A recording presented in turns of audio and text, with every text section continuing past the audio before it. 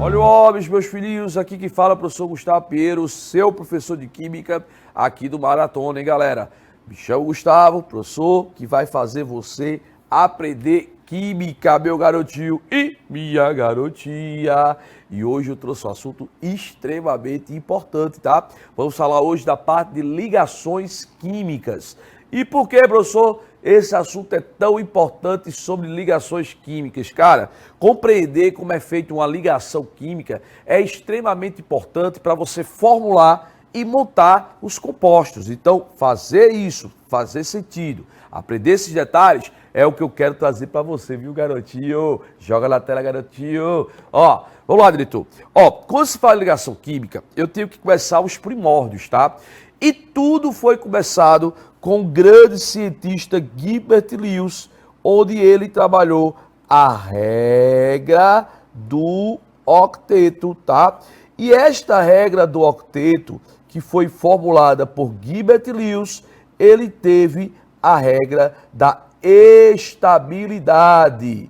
Então, quando se fala em estabilidade, tá? Estabilidade eletrônica, quem formulou essa regra foi Lewis. E essa estabilidade eletrônica é baseado em quem? É baseado na família dos gases nobres, tá? E eu quero explicar para vocês entenderem a motivação disso daí, tá legal? Vem para cá. O nosso grande cientista Lewis, ele foi um cara que observou detalhes, fenômenos, né? Ele viu que certos elementos sempre estavam combinados com outros elementos, mas ele viu uma determinada família que eles nunca estavam conectados a outros elementos. Eles sempre estavam sozinhos. E Lewis achou isso muito estranho. Como é que o elemento químico ele está sozinho a toda hora? Pois é, galera.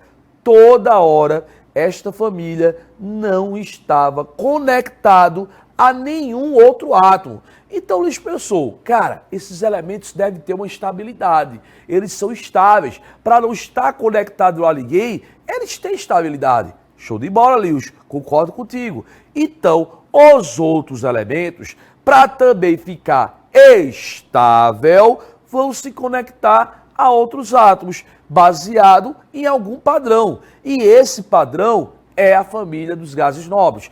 Lewis entendeu que para os demais átomos que queiram ficar estáveis, se associam a outros elementos e esta associação é como referência, semelhança à família dos gases nobres. Então, para isso que Lewis entendeu que qualquer elemento químico que deseja se conecta baseado na semelhança da família 8A. Tá, e que semelhança é essa?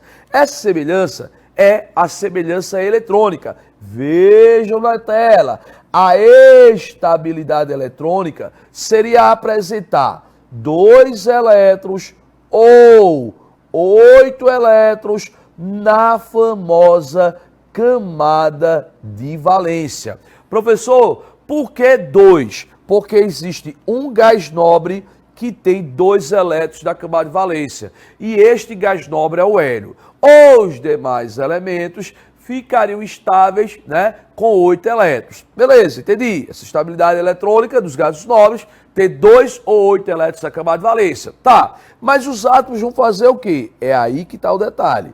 Para os átomos alcançar essa estabilidade, ou eles vão ter que perder elétrons, ou eles vão ter que ganhar. Daí a importância da tabela periódica. Metais têm a tendência de perder e ametais têm a tendência de ganhar. Não podemos esquecer isso, tá? Metais perdem, ametais ganham. Então, ó, nós temos aqui que quem perde é o grupo 1, o grupo 2 e o grupo 3. Grupo 1 dos metais alcalinos, grupo 2 dos alcalinos terrosos. Aí, ó, você vai ter aqui os elementos de transição, né? O grupo 13, perdão. E aí você vai ter o grupo 14, o grupo 15, o grupo 16, o grupo 14 aqui, o grupo 15, o grupo 16, o grupo 17 e o grupo 18. Esses são os elementos, né, que vão ter a capacidade de ganhar. Então, vamos lá. Primeiro, metais alcalinos, perde 1, alcalinos terrosos, perde 2 e o grupo 13 perde 3. Lembrando que eu estou falando em perder ou ganhar para alcançar a estabilidade com 8, tá legal? Grupo 14 são os elementos químicos que vão ter que ganhar elétrons. Deixa eu ver aqui, doutor, deixa eu ver aqui, porque aqui a gente vai ao vivo, tá? Ó, o grupo 14, aqui vai ganhar 4, o grupo 15 vai ganhar 3, o grupo 16 ganha 2 e o grupo 17 ganha 1. Lembrar, gente, que os elementos que perdem elétrons são metais e os elementos que têm a tendência de ganhar elétrons são os ametais. Agora tem um detalhe aqui. Existem elementos que vão ganhar ou perder para ficar com 2, que é semelhante ao hélio. Essa estabilidade que eu estou aplicando aqui é a estabilidade para 8. Metais alcalinos perdem 1 para ficar com 8, alcalinos perdem 2 para ficar com 8 e o grupo 13 perde 3. Claro que eu posso colocar aqui 2 elementos que é muito natural cair com a estabilidade do hélio. Vou puxar aqui, ó. Quem é que segue a estabilidade do hélio? O lítio, que perde 1 elétron, e o hidrogênio, que ganha 1. São 2 elementos que alcançam a estabilidade semelhante ao hélio. O lítio ganhando 1 para ficar estável e o hidrogênio ganhando 1, tá? O lítio perdendo e o hidrogênio ganhando, tá legal? Então aí está para vocês a regra do octeto para alcançar a estabilidade. Tá, professor? Feito isso, o que é importante vir para cá para a gente fazer uma fala aqui. Vamos tentar entender e ajeitar tudo isso que eu acabei de explicar. A regra do octeto tem como fundamento a base dos gases nobres. Lewis observou que os gases nobres, por natureza, tinham uma estabilidade natural. Tudo bem até aí? Tudo tranquilo, show de bola. Sendo que Lewis viu que, para o átomo ficar semelhante ao gás nobre, ou ele vai ter que perder elétrons, ou ele vai ter que ganhar elétrons. Beleza, professor, entendi demais. E aí, o que é que faz agora? Aí eu tenho que lembrar dos elementos que perdem e os elementos que ganham. Lembra da importância da tabela periódica para lembrar que quem perde são metais e quem ganha são os ametais. Aí eu botei grupo 1, metais alcalinos, grupo 2, alcalinos terrosos, grupo 13 são os metais que perdem. Grupo 1 perde 1, grupo 2 perde 2 e o grupo 13 perde 3 elétrons para ficar estável. Agora, quem perde é para alguém ganhar. E quem ganha esses elétrons são os ametais. Ametais são os elementos que ficam lá naquele cantinho da tabela periódica. Grupo 14 ganha 4, grupo 15 ganha 3, grupo 16, que é dos calcogênios, ganha 2, e grupo 17 dos halogênios ganha 1 elétron para ficar estável. Lembrando que tudo isso para atingir o octeto, os 8 elétrons. Aí eu coloquei o octeto dos 2 elétrons, que é semelhante ao hélio, que é o lítio, que vai perder 1 elétron para ficar igual ao hélio, com 2 elétrons na camada de valência, e coloquei o hidrogênio, que é o cara que precisa ganhar elétrons para ficar estável e ficar igual ao hélio. Tá, show de bola, entendi. Faça aí, tá tudo tranquilo, mas isso vai resultar em quê? Isso vai resultar que na combinação desses átomos eu vou ter as ligações químicas, né? Nós vamos ter a ligação iônica, nós vamos ter a ligação covalente e nós vamos ter a ligação metálica. Dependendo de que for feita a combinação entre os átomos, você vai apontar um tipo de ligação. Então hoje na nossa aula nós vamos falar de ligação iônica e ligação covalente. E eu vou começar aqui, primeiramente, com a ligação iônica. Então, anota aí. Vamos começar com a ligação iônica. O nome já diz, uma ligação entre íons, onde ocorre a transferência de elétrons, onde você vai ter um metal, tá? O metal que vai passar o elétron dele para o ametal ou hidrogênio. Isto que caracteriza a ligação iônica, o metal perdendo elétrons e o ametal, o hidrogênio, ganhando. É uma ligação de transferência de elétrons, tá? Um cara vai perder e o outro cara vai o quê? Ganhar. Então é assim que toda vez você vai fazer uma ligação iônica. Alguém perde, que são os metais, e alguém ganha, são os ametais. Ligação entre íons. Vou para um exemplo. Olha só, eu vou pegar o sódio, que ele tem 11 prótons, né? Eu vou ter aqui o sódio da seguinte forma. Ele tem o núcleo, né? Onde tem 11 prótons. Ele tem a camada K com 2. Ele tem a camada L com 8. E ele tem a camada M com 1. Aí eu vou dizer que o sódio, ele vai combinar-se com o cloro, que tem, no caso o cloro, 17 prótons. Então vamos só fazer aqui, ó, só cloro. Aí o que é que eu vou ter aqui? Eu vou ter o núcleo com 17, camada K do cloro com 2, camada L com 8 e camada M do cloro com 7. Lembrar que o cloro é um ametal e o sódio é um metal. Esse elétron que você está vendo da camada M do sódio, ele passa para a última camada do cloro, ele faz a transferência. Aí esta camada aqui do sódio perde, ele perdeu essa camada e ficou com quantos agora na última camada? Com 8. E esse elétron do sódio que migrou para o cloro fez que da camada M do cloro, que era 7, passou a ser 8 elétrons. Ah, professor, então quer dizer que estabilizou? Com certeza, garotinho, estabilizou. Então, a molécula que eu monto aqui, né, ou o composto que eu monto aqui, não é uma molécula, tá? Porque molécula é outro termo. O composto que eu acabo de montar aqui é o NaCl. E eu acabo de mostrar para vocês a transferência de elétrons. Ficou legal, não foi? Vou fazer mais um exemplo, só para você entender tudo isso. Vamos lá. Bom, primeiro aí, né, meu filho? Quem tá aí gravando, printa que é sucesso, garotinho. Printou, isso aí, nosso grande printando. Vamos lá. Aí, ó, eu quero fazer aqui, pode botar eu agora na tela do garotinho, pode botar, né, para não ficar todo mundo branco. Eu quero fazer aqui uma combinação, meu diretor, entre o sódio, que tem 11 prótons, tá? Sódio, ele vai ter o núcleo com 11 prótons, aí vai ter a camada K com 2, a camada L com 8 e a camada M com 1. Aí eu vou combinar com o oxigênio, que tem 8 prótons. Aí eu vou ter o núcleo com 8 prótons, camada K com 2 e a camada L com 6. Beleza? Aí o que é que acontece aqui? Se eu pegar este elétron da camada M do sódio e transferir para a camada L do oxigênio, eu entendo que aqui o sódio perdeu e ele ficou estável. Mas aqui a última camada do oxigênio, o que era 6 ficou 7. Professor, alcançou a estabilidade o oxigênio? Claro que não, porque o oxigênio é um cara que vocês estão vendo, se tem 6, para 8 precisa de 2. Ele é uma metade, precisa de 2, ele só ganhou 1. E agora? Não tem problema. Você aumenta a quantidade de sódio. Bota mais outro sódio.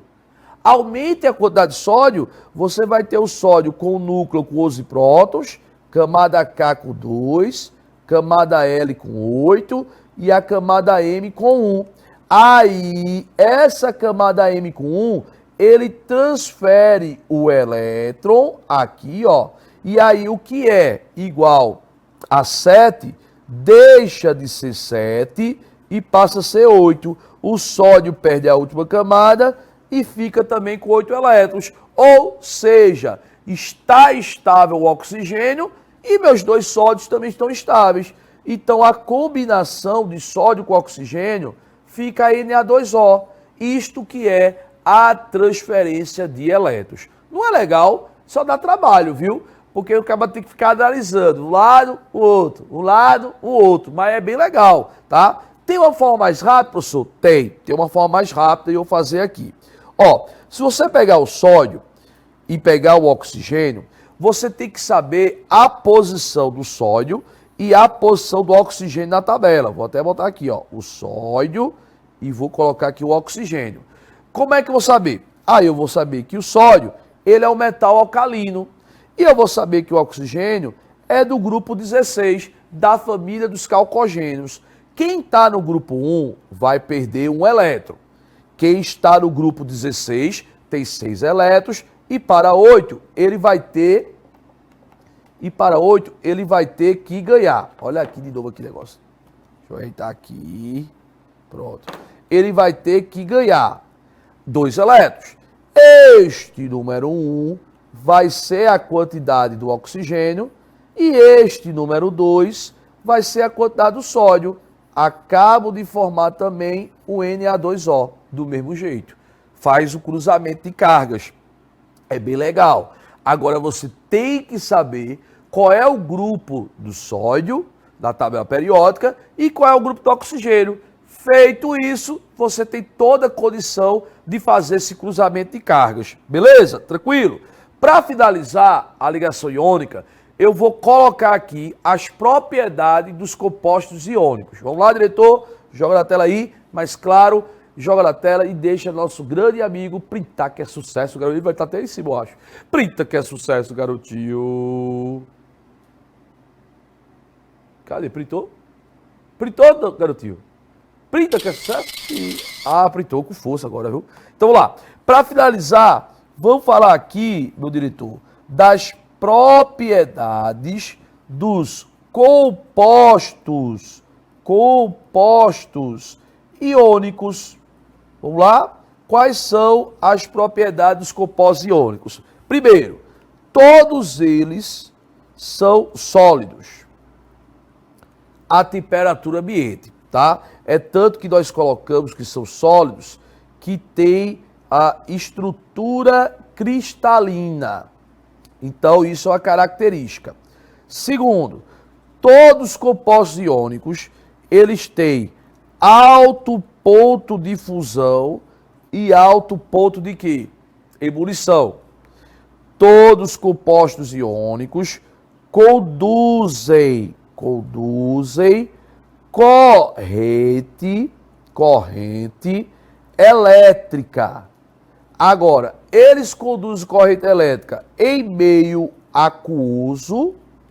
Isso quer dizer que tem que ter água em meio aquoso ou na sua fusão, que é quando você derrete.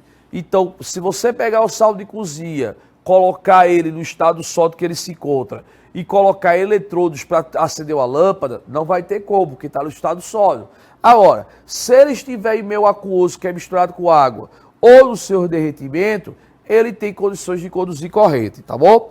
E todo composto iônico, ele é o composto polar. Todo ele.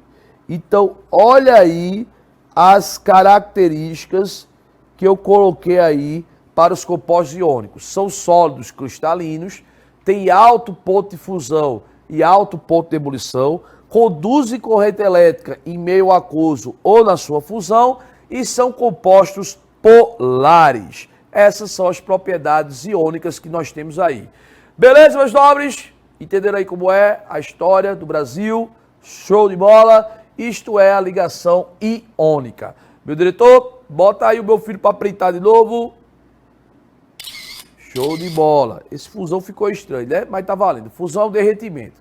Agora eu vou para o quadro, porque eu vou tratar com meus alunos da próxima ligação, que não é a ligação iônica, é a ligação covalente, tá legal? Que fique bem claro que é a ligação covalente. Falamos da iônica, que é a transferência definitiva de elétrons, um vai perder e o outro vai ganhar, onde metais perdem e metais ganham. E agora eu vou falar da ligação covalente. Minha gente, quando se trata da ligação covalente, tá? O que é que eu tenho que fazer? Eu tenho que lembrar desse caso que não vai ter um perdendo e outro ganhando, mas vai ter o que nós chamamos de compartilhamento de elétrons. Então os caras vão compartilhar. De que forma, professor? O compartilhamento, um cara vai ter um elétron aqui e outro aqui. Aí nós compartilhamos para alcançar a estabilidade. Tá, e essa ligação ocorre entre quem? Caiu aqui, mas eu me levanto. Ó, essa ligação cai entre ametais com hidrogênio, que se combina com ametais e hidrogênio. Então, é uma ligação entre elementos que têm a capacidade de ganhar elétrons. Ah, professor, por isso que é compartilhar. É por isso.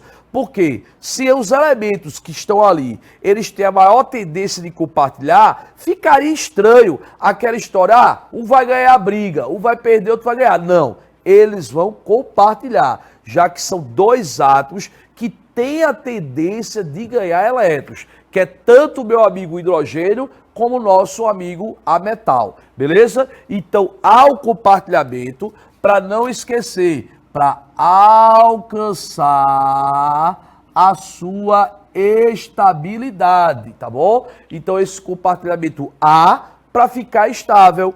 Tá, professor? Então, o que é que tu vai ter que fazer? Aí eu vou aqui, próximo passo, aqui é o tópico da nossa aula, tá?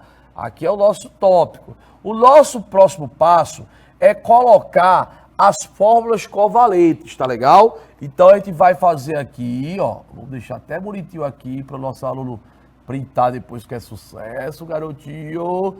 Vamos deixar aqui bem bonitinho, tá, ó. E aí eu vou chegar para vocês e vou fazer as fórmulas. Quando se fala em fórmulas covalentes, nós vamos falar da molecular, da eletrônica e da de Lewis, que é de Lewis, e a estrutural. São essas fórmulas covalentes que eu vou trabalhar com vocês. A molecular, a eletrônica e a estrutural. Vou começar primeiro com a questão molecular. Vou pegar aqui H2, tá? H2 é H conectado com H, sendo que cada H ele possui um elétron só. Então, lembra que o hidrogênio é o cara que fica estável com dois elétrons. Então, compartilhou aqui, ficou estável tanto o meu hidrogênio do lado esquerdo como o lado direito. Isso é a forma eletrônica. Aí aqui, ó, do lado, eu vou colocar a fórmula estrutural, que é H com H, tá legal? Então, só para ficar bem claro, esta é a forma molecular, esta é a forma eletrônica e esta é a forma estrutural. Veja que eu acabei de formar uma ligação simples entre os dois átomos de hidrogênio, tá beleza?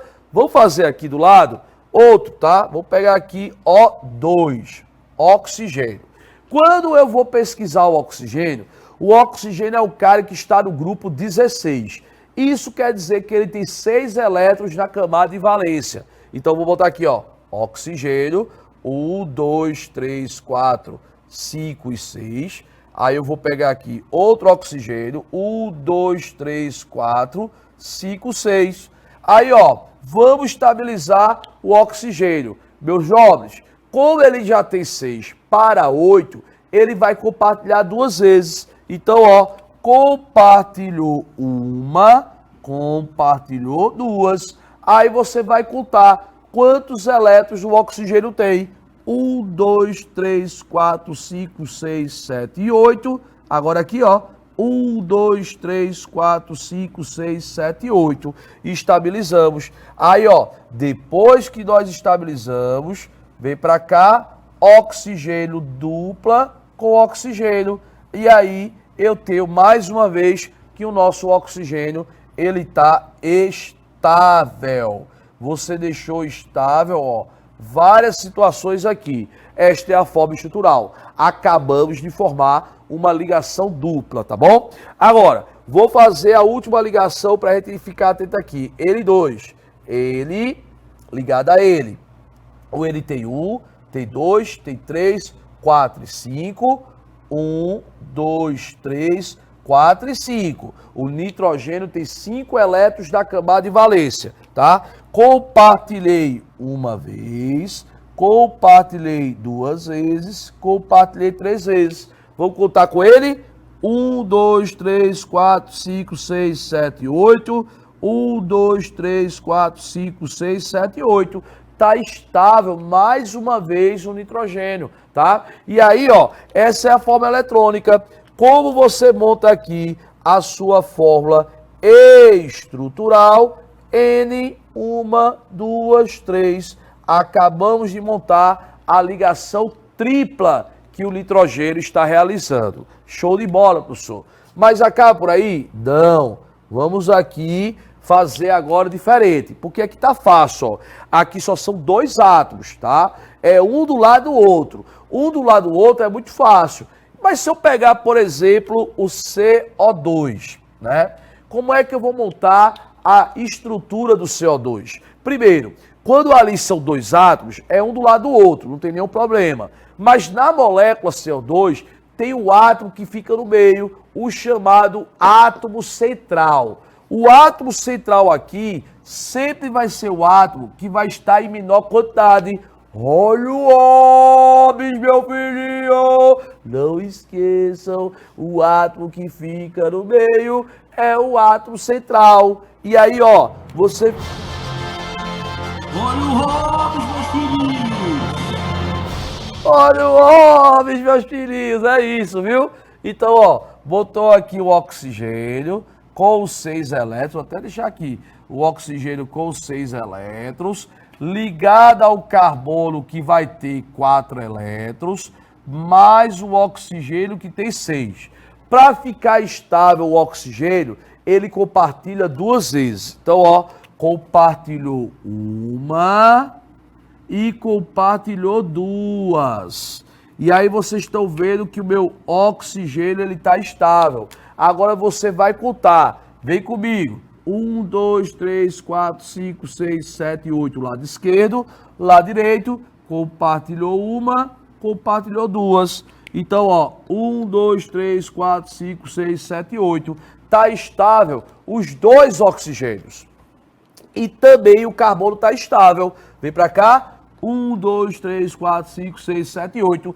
Todo mundo ficou estável? Todo mundo ficou estável, garoto. Aí tu vem para cá, ó. Vai colocar aqui o que está sendo compartilhado. Ó, dupla, carbono, dupla, oxigênio. Então aí está montado a molécula CO2.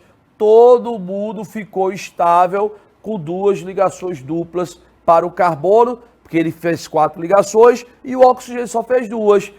Show de bola, né? Agora vamos fazer uma molécula que é bem conhecida de vocês. Sem ela a gente não sobrevive. Que é quem, garotinho? A água, garoto. A água, ela mesmo. Você não sobrevive, tá? Agora, professor, e aí? Como é que tá fazendo com a água? Primeiro você tem que lembrar que é o átomo central. O átomo central, que é aquele átomo que está em menor quantidade. Menor quantidade. Então, ó, quem é que está em menor quantidade? O oxigênio. Então, você vê aqui, ó, coloca o oxigênio no meio e ligado ao oxigênio, você tem 2 hidrogênios. Cada oxigênio, a gente sabe que vai ter 6 elétrons, 6 elétrons, e o hidrogênio vai ter apenas 1 elétron. Gente, para estabilizar o hidrogênio, ele vai ter que precisar de 1 elétron para ficar com 2. Compartilhou, olha, ficou estável. Meu hidrogênio do lado esquerdo, compartilhou, ficou estável. Meu oxigênio do lado direito.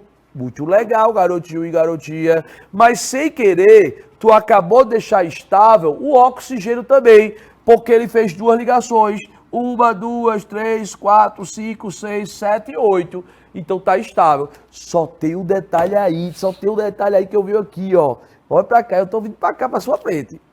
Só tem um detalhe. Você está vendo ali, que vai mostrar, que sobrou elétrons no átomo central. Como sobrou elétrons no átomo central, vai ter um efeito chamado de repulsão.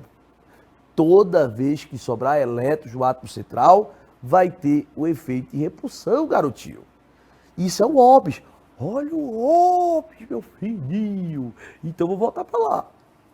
e meu câmera fica doido, né? Aí, ó, botei. Olha o óbvio ali, ajeitou tudo, olha, vai ajeita, ó. Aí, ó, toda vez que sobra elétrons no átomo central, tem a repulsão. Professor, que bexiga é repulsão? Imagine vocês ter o peso no teu braço do lado esquerdo e ter o peso no teu braço do lado direito. Aí, ó, esse peso vai fazer o quê? Eita, eita, eita, vai tensionar as ligações. Isso vai fazer o que te chama de repulsão. Aí, quando há repulsão, você vai ver que a água fica assim, ó. Olha como é que fica a água, linda assim, ó, com a sua geometria angular. A geometria da água é angular. Por isso você aprende a dizer que a geometria do gás carbônico é linear, mas a geometria da água, ela vai ser angular devido ao efeito de repulsão. Então, gente, eu mostrei para vocês várias formas de você representar uma ligação covalente. Mostrei para vocês a ligação covalente é uma ligação de compartilhamento de elétrons. Mostrei que esse compartilhamento garanta a estabilidade entre ametal com hidrogênio ou ametal com ametal, ou hidrogênio com hidrogênio ou hidrogênio com ametal. Mostrei também para vocês quais são as fórmulas covalentes que tem. Você pegou a molecular, a eletrônica estrutural e, claro, dentro dessas fórmulas, mostrei situações onde há o efeito de repulsão. Eu acabo aqui, meus diretores, meus nobres alunos, com as propriedades. Vamos botar aqui, ó.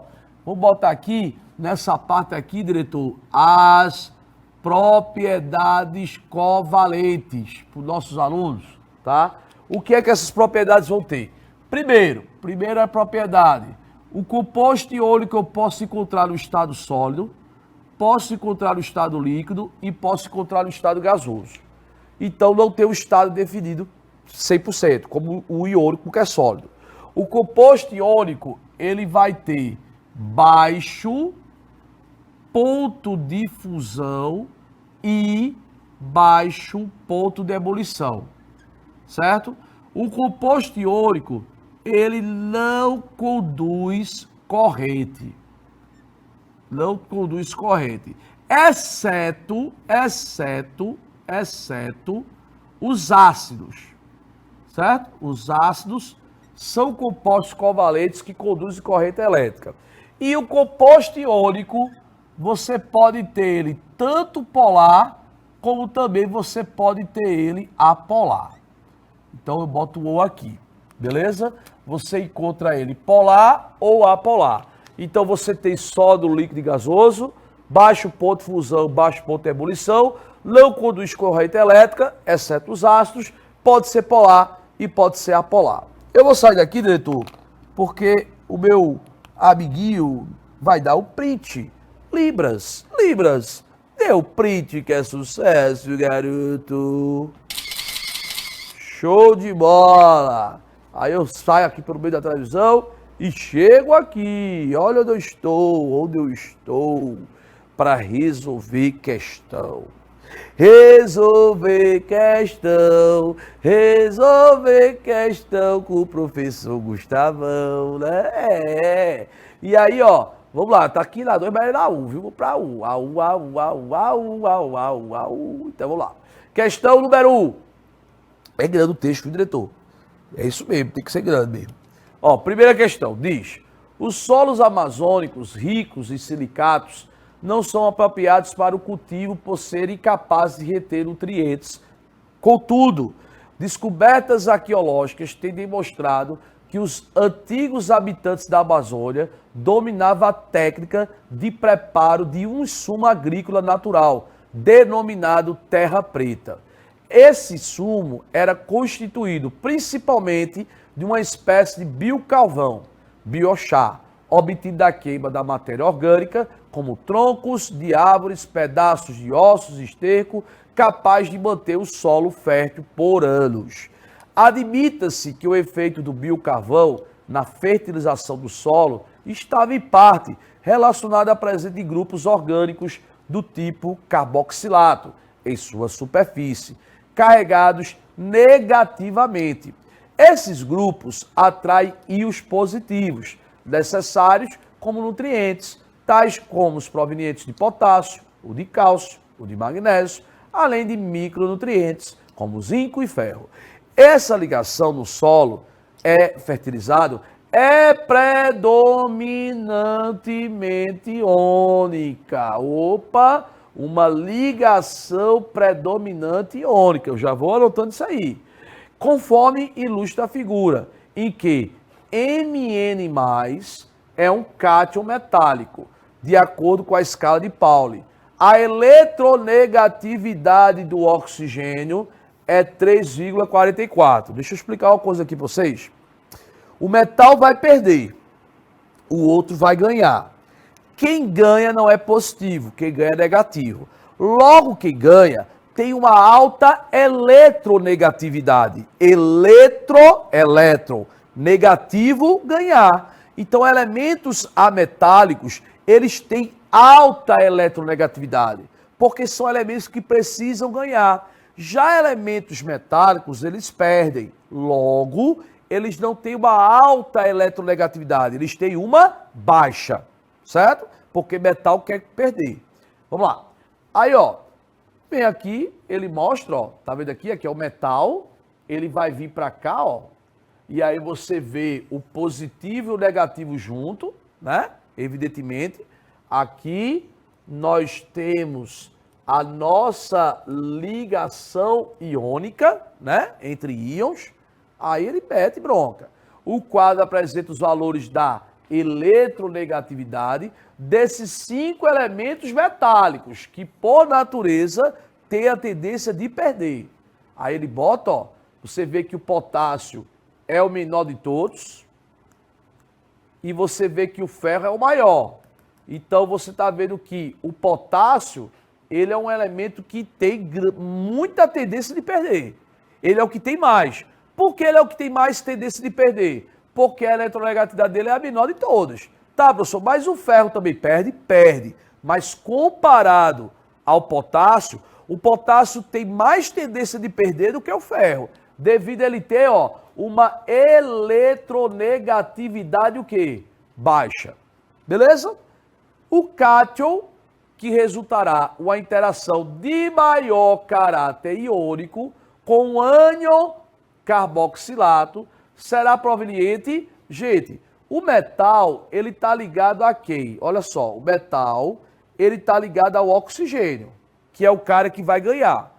E aí eu tenho que ter um cara que vai perder. Mas o que vai dar o maior caráter iônico é aquele que tem a maior tendência de ganhar, que é o oxigênio, que já está ali, e o cara que tem a maior tendência de perder. Para o cara ter a maior tendência de perder, a sua eletronegatividade pode ser alta? Não, tem que ser baixa. Então, se a eletronegatividade é baixa, isso nos mostra que aquele elemento metálico, ele é o que tem a maior tendência de perder. Logo isso, eu vou marcar o potássio e a nossa letra correta vai ser a letra A.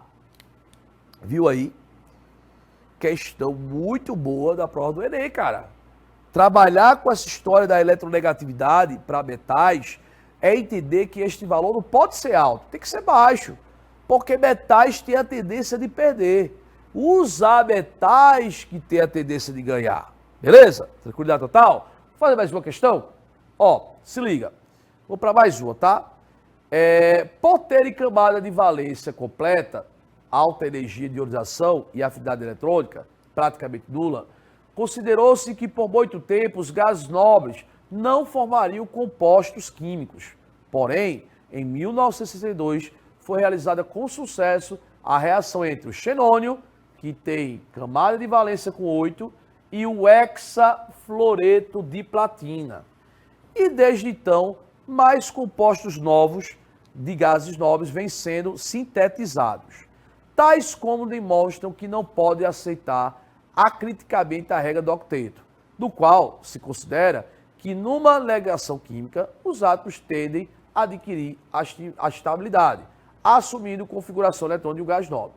Dentre os compostos conhecidos, o mais estável é o difluoreto de xenônio, no qual dois átomos do halogênio flúor com camada de valência 7 se ligam covalentemente ao átomo de gás 9 para ficarem com 8 elétrons na camada de valência, tá? Ao escrever a forma de Lewis do composto xenônio citado, quantos elétrons da camada de valência haverá no gás nobre? Gente, o gás nobre é o xenônio. Tá aqui ele. Ele vai ter 8 elétrons. 1, 2, 3, 4, 5, 6. Deixa eu botar aqui, eu vou até botar aqui, ó. 7, 8. Eita. 7, 8. Vamos contar de novo. 1, 2, 3, 4, 5, 6, 7, 8. Ele vai se ligar ao flúor. Flúor. Tá aqui o flúor, que vai ter 7 elétrons na camada de valência. Aí vai ter outro flúor aqui, que também vai ter 7 elétrons na camada de valência. Para ficar estável o flúor, eu compartilhei aqui esse elétron com xenônio. Show de bola, o flúor está estável. Mas a pergunta é, quantos elétrons ficou na camada de valência do xenônio? Vamos contar? 1, 2, 3, 4, 5, 6, 7, 8, 9, 10. Fácil, fácil sim. 10 elétrons que ficou na camada de valência do xenônio. E ele explica que isso é uma coisa que foi diferente para a época. Por que foi diferente para a época? Porque ficou claro que justamente o xenônio é um cara que por natureza tinha estabilidade, mas o flúor ali, com a sua alta eletronegatividade, conseguiu combinar-se justamente com o xenônio, ao ponto que a camada de valência do xenônio, ela foi alterada, passando de 8 e ficando com 10. Tá, isso fez até ganhar prêmio Nobel, para você ver que esse feito, ele foi extremamente novo. Beleza? Então, gente, a gente fez duas questões referente à parte de ligações químicas, né? Se você olhar, aqui ligação covalente, vamos dizer, porque teve um compartilhamento, tá bom? E lá, depois vimos no início a ligação iônica na primeira questão, pegando o elemento químico que gosta de ganhar, que tem uma alta eletronegatividade, e o metal que gosta de perder, que tem uma baixa eletronegatividade. Então é isso, meus nobres. Espero que vocês tenham gostado dessa aula maravilhosa sobre as ligações químicas, especificamente sobre a ligação iônica e sobre a ligação covalente. E até a próxima aula, meu garoto. Fui!